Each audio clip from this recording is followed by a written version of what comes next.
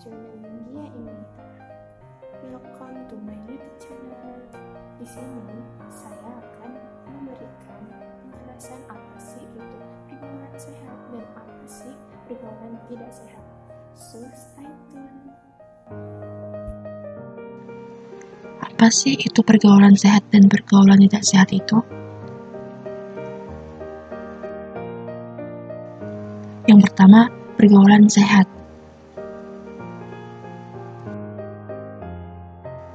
Pengertian pergaulan. Pergaulan adalah hubungan sosial yang terjalin antara seseorang dengan orang lainnya dalam jangka waktu yang relatif lama sehingga terjadi hubungan saling mempengaruhi satu sama lainnya. Pergaulan juga dapat diartikan sebagai kelanjutan dari proses interaksi sosial antara individu dalam lingkungan sosialnya, sehingga kuat lemahnya syarat interaksi sosial tersebut berpengaruh terhadap tidaknya pergaulan yang terjalin. Pengertian pergaulan sehat. Pergaulan sehat adalah proses interaksi antara individu dengan individu lainnya atau individu dengan kelompok yang terjadi secara normal, baik tubuh, jiwa, dan kehidupan sosialnya. Pergaulan sehat ialah pergaulan yang membawa pengaruh positif bagi perkembangan kepribadian seseorang. Faktor pergaulan sehat. Yang pertama yaitu kondisi fisik. Nah, kondisi fisik di sini yaitu penampilan fisik menjadi salah satu aspek penting bagi remaja dalam menjalani aktivitas kesehariannya. Biasanya kan remaja itu memiliki standar-standar tertentu tuh tentang fisik ideal yang mereka idamkan. Misalnya, standar cantik yaitu memiliki postur tinggi, tubuh langsing, dan berkulit putih. Akan tetapi, standar kecantikan tersebut merupakan hal yang relatif bagi setiap orang. Oleh karena itu, remaja harus mensyukuri dan memanfaatkan kondisi fisik yang mereka miliki sebaik mungkin. Remaja harus menanamkan keyakinan di dalam dirinya bahwa keindahan lahir bukanlah makna kecantikan yang sesungguhnya. Nah, kecantikan sesungguhnya atau kecantikan yang sejati justru berasal dari hati nurani, akhlak, serta kepribadian yang baik. Nah, dengan menanamkan keyakinan tersebut, saya harap remaja-remaja sekarang atau teman-teman yang sedang menonton video ini bisa terhindar dari pergaulan yang tidak sehat karena merasa frustasi dengan kondisi fisik mereka yang mungkin itu bukanlah kondisi ideal sesuai yang mereka inginkan. Nah, jadi buat teman-teman yang sedang menonton video ini, ingat-ingat kata-kata ini. Setiap orang itu memiliki kelebihan dan kekurangannya masing-masing. Jadi, don't insecure. Nah, kita lanjut. Yang kedua itu adalah kebebasan emosional. Yang ketiga, interaksi sosial. Yang keempat, terhadap kemampuan diri. Nah, apa sih artinya itu? Nah, jadi kelebihan atau potensi yang terdapat dalam diri seseorang, nah, pada dasarnya bersifat laten. Nah, artinya potensi tersebut harus digali dan dirangsang terus-menerus agar bisa menjadi optimal. Nah, kita harus bisa melihat sejauh mana potensi yang ada di diri kita dan di jalur mana potensi tersebut terkonsentrasi untuk bisa diperdalam lagi hingga akhirnya mampu melahirkan karya yang berarti.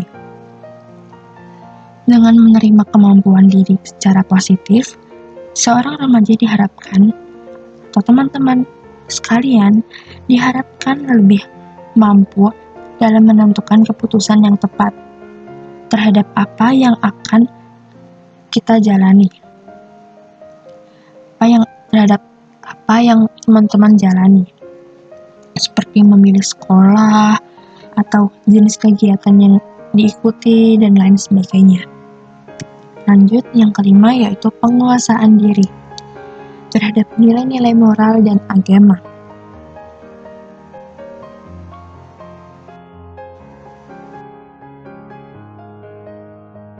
Dia bergaul dengan sehat.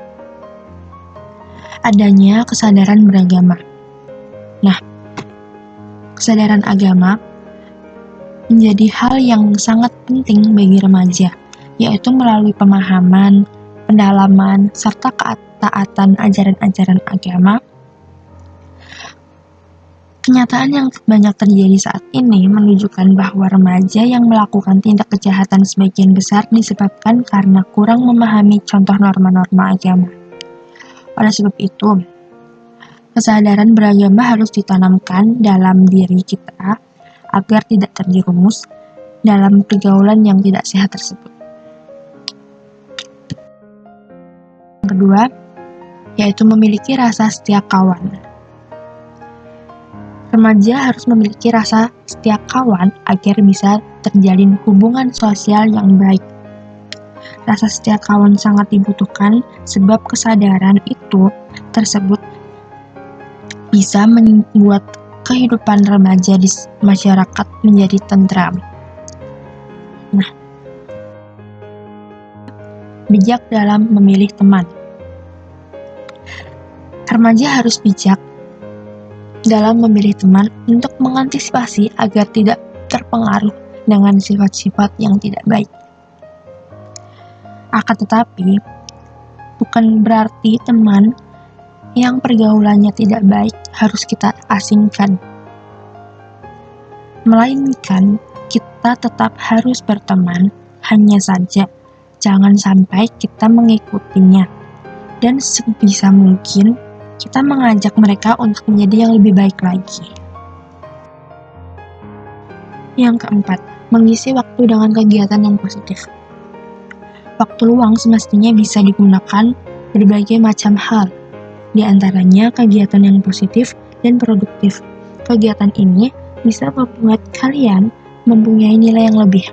Nah, buat kalian yang bertanya, atau yang masih bingung bahkan, apa sih kegiatan-kegiatan positif yang bisa kita lakukan? Nah, misalnya dengan membaca buku, entah itu buku pelajaran atau buku novel-novel, buku cerita, entah itu yang fiksi atau non-fiksi, itu bisa kalian baca-baca. Nah, terus menulis cerpen misalnya, buat kalian yang suka menulis, dikembangkan. Terus ada kayak menggambar, melukis, atau olahraga gitu, kayak misal berenang, hobi-hobi kalian apa gitu, yang hobi-hobi kalian yang menurut kalian itu positif, silakan kalian kembangkan. Nah, itu juga bisa menambah nilai lebih buat kalian. Yang kelima, laki-laki dan perempuan memiliki batasan tertentu. Untuk menghindari terjadinya hal yang tidak diinginkan antara laki-laki dan perempuan, alangkah baiknya apabila remaja dapat menjaga jarak dengan lawan jenisnya.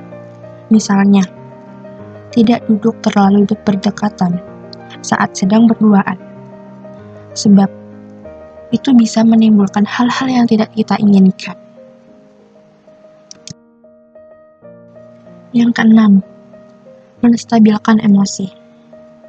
Emosi yang berlebihan dapat memengaruhi tindakan selanjutnya. Kamu harus tahu bagaimana cara mengendalikan emosi diri agar tidak membuat masalah semakin rumit. Nah, ketika memiliki beragam masalah sosial, diusahakan agar emosi tetap stabil. Kita harus sabar untuk menyelesaikan masalah dengan komunikasi, bukan dengan amarah atau emosi.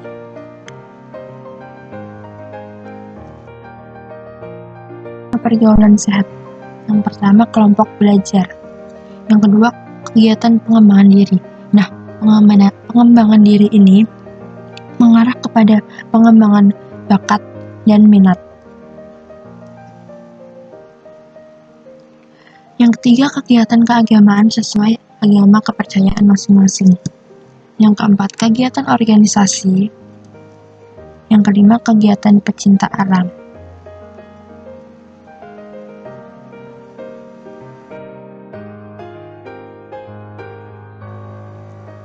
Ciri pergaulan sehat. berakhlak mulia, pemaaf, berprasangka baik, memberi nasihat baik, sopan dalam bertutur kata, selalu mengingat kebaikan. Nah, selanjutnya pergaulan tidak sehat. Pengertian pergaulan tidak sehat. Pergaulan tidak sehat atau disebut juga pergaulan bebas adalah proses pergaulan dengan orang lain terlepas dari ikatan yang mengatur pergaulan. Nah, faktor penyebab pergaulan tidak sehat. Yang pertama, kurangnya agama dan iman. Yang kedua, kurang mengontrol diri. Yang ketiga, perubahan zaman. Yang keempat, kesenjangan. Yang kelima, keadaan lingkungan keluarga. Tanda-tanda pergaulan tidak sehat. Suka menghamburkan harta. Nah, ini merupakan sikap yang tidak baik ya, yaitu boros. Apalagi jika harta tersebut digunakan untuk hal-hal yang tidak penting. Yang kedua, rasa ingin mencoba dan merasakan sangat tinggi. Nah, rasa ingin mencoba di sini yang dimaksud yaitu mencoba sesuatu yang dilarang atau yang tidak baik. Yang ketiga, perubahan lingkungan pergaulan. Hal ini biasanya terjadi apabila terjadi interaksi satu sama lainnya. Yang keempat, mudah mengalami kegelisahan.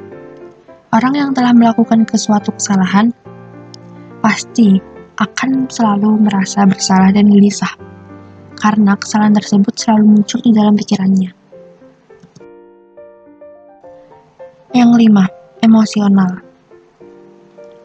Mental seseorang yang muncul karena dipengaruhi oleh keadaan sekitar, baik itu dari dalam diri maupun luar, dengan mengekspresikannya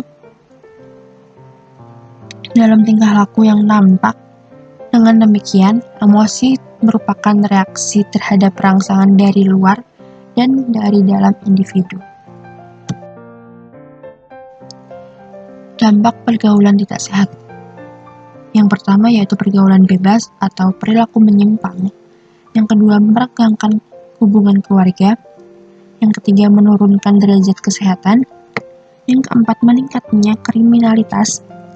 Yang kelima, ketergantungan obat. Dan yang keenam, menurunnya prestasi. Hal-hal untuk menghindari pergaulan tidak sehat.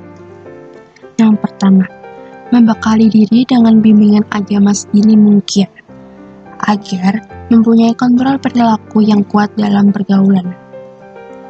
Yang kedua, sebelum keluar rumah, biasakan meminta izin dan menjelaskan tujuan kepergian, dengan siapa pergi, serta pulang jam berapa, agar orang mengetahuinya. Yang ketiga, salurkan bakat dan minat dalam hal-hal yang positif. Yang keempat, yakinlah aturan dari orang tua atau guru bukan berarti mengekang, tapi untuk kebaikan kalian di masa depan. Yang kelima, biasakan bicara dengan orang tua. Ceritakan tentang kejadian yang sudah kalian alami, dan jadikan orang tua dan guru sebagai tempat curahan isi hati. Berusahalah untuk tidak menjadi orang yang sukses, tetapi cobalah untuk menjadi orang yang bernilai. Albert Einstein. Oke, sekian dari saya. Thanks for watching buat kalian yang sudah nonton video ini.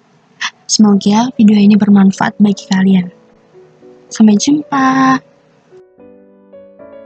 Sekian penjelasan dari saya. Semoga video ini bermanfaat bagi kalian semua. Dan jangan lupa like, comment, share, and subscribe. Kamsahamnida. See you next video. I was hanging with you and then I realized I didn't think it was true. I was surprised when I found out I'd fallen for you.